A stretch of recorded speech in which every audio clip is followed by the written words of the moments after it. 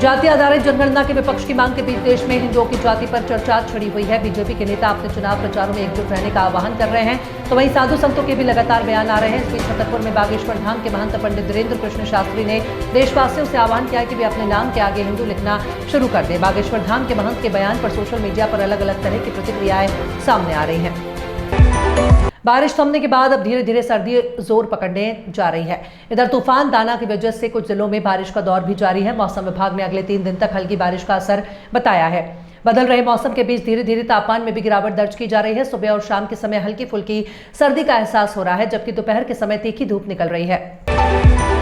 महाराष्ट्र विधानसभा चुनाव को लेकर राज्य की पार्टी अपने अपने उम्मीदवारों का ऐलान कर रही है। इसी बीच अब राज्य में सीट बंटवारे को लेकर समाजवादी पार्टी के मुखिया अखिलेश यादव खुश नहीं दिख रहे हैं और उन्होंने महाविकास अघाड़ी को चेतावनी तक दे डाली है। सपा मुखिया अखिलेश यादव ने इतना तक कह डाला कि राजनीति में त्याग के लिए कोई जगह नहीं है। वाराणसी की अदालत ने पूरे ज्ञानव्यापी परिसर में खुदाई के जरिए सर्वेक्षण की मांग वाला हिंदू पक्ष की याचिका को खारिज कर दिया। इस मामले पर जगत गुरु रामभद्राचार्य की प्रतिक्रिया सामने आई है और उन्होंने हाईकोर्ट और सुप्रीम कोर्ट जाने की बात की है। जगत गुरु रामभद्राचार्य से जब पूछा गया कि ज्ञानव्यापी परिसर में सर्वे वाली हिंदू पक्ष की याचिका को खारिज कर दिया गया, तो इस पर उन्होंने कहा कि हम हाईकोर्ट और फिर सुप्रीम कोर्ट जाएंगे, फैसला हमारे पक्ष में होगा। उत्तर प्रदेश की 9 विधानसभा सीटों पर अगले महीने 13 नवंबर को उपचुनाव है। इनमें अलीगढ़ की खैर विधानसभा सीट भी शामिल है। खैर सीट पर प्रशासन ने चुनाव की तैयारियां शुरू कर दी हैं।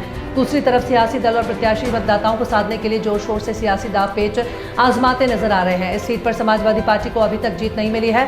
खैर सीट पर नामांकन प्रक्रिया पूरी हो चुकी है।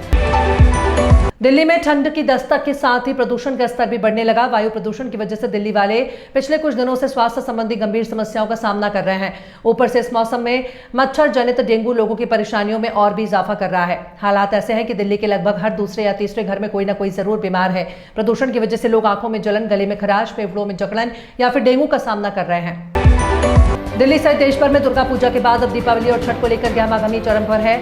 नौकरी पेशा लोग अपने अपने घरों की ओर रुख कर चुके हैं और काफी संख्या में लोग आने वाले दिनों में सफर करेंगे। ऐसे लोगों में यूपी बिहार की तरफ जाने वाले यात्रियों की संख्या काफी अधिक होती है। ऐसा इसलिए कि दीपावली के बाद पहने वाली छठ पूजा को इन दिनों राज्य में बड़े ही धूमधाम और काफी श्रद्धा के साथ मनाया जाता है। यही वजह है कि यात्रियों की भीड़ के मद्देनजर जहां रेलवे अतिरिक्त और त्योहार विशेष ट्रेनों का चलाया जा रहा है, तो रेल प्रशासन ने स्टेशन परिसर में भी यात्रियों के लिए खास बंदोबस्त किए हैं।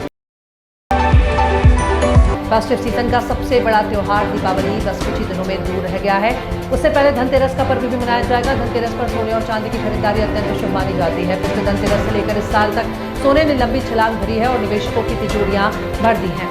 सोने ने निवेशकों को करीब 30% रिटर्न दे दिया है। इस साल भी सोना लगातार उछलता जा रहा है।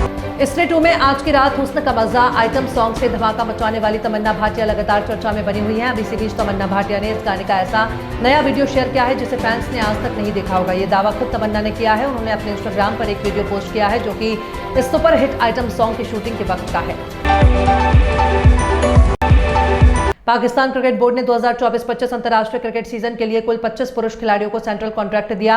ये कॉन्ट्रैक्ट 1 जुलाई 2024 से लागू हुआ। इस कॉन्ट्रैक्ट में पाकिस्तान के पूर्व कप्तान बाबर आजम और विकेट कीपर बल्लेबाज मोहम्मद रिजवान पर चौंकाने वाला फैसला किया गया। दोनों ही खिलाड़ियों को केंद्रीय अनुबंध में सबसे अलग रखा गया।